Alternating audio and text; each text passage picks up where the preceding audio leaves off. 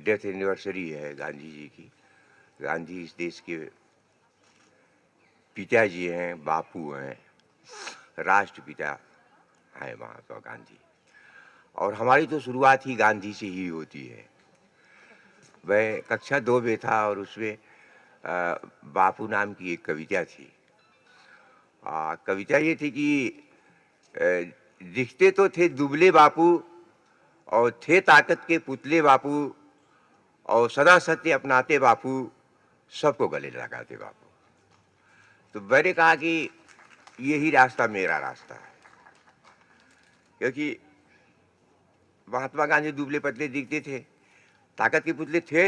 हाँ भाई, ताकत के पुतले तो थे महात्मा गांधी, इस पर तो कोई दोहरा नहीं है। करते क्या थे? सदा सत्य अपनाते बापू। अरे विद्रोही, तू रवाशंकर तब था विद्रोही रहेगा, अरे तुम कौन सी झूठ बोलते हो? और अगर बोलते भी थोड़ा बहुत है तो उसको भी छोड़ दोगे, कॉन्शस हो जाओगे, इतनी सी बात है। और क्या? और सबको गले लगाते बापू। अरे गले लगाने में मेरे से कौन आगे जा सकता है? उसमें तो मैं गांधी जी को बीट कर जाऊंगा। यही रास्ता मेरा भी महाजनों एन गदा सपन था, और मैं उस रास्ते पर चला।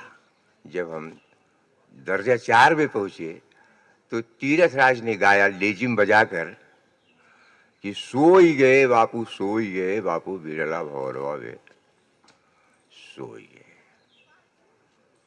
तो तब हम बिरला को आज की शब्दावली में पूंजीपति वगैरह के रूप में नहीं जानते थे।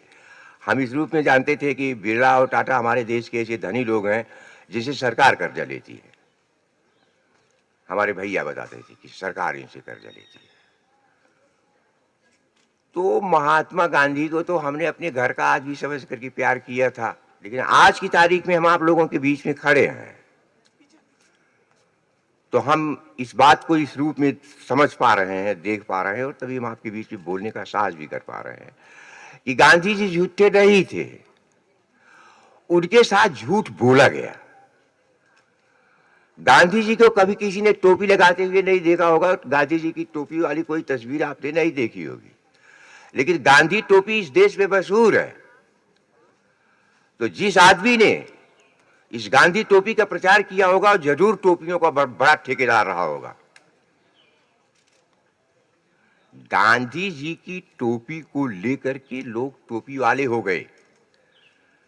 उनके खानदान के लोग टोपी लेकर पेट से पैदा होते हैं, और गांधी जी को मरवा भी दिया गया और पागल भी घोषित कर दिया गया। सर की थी गांधी जी।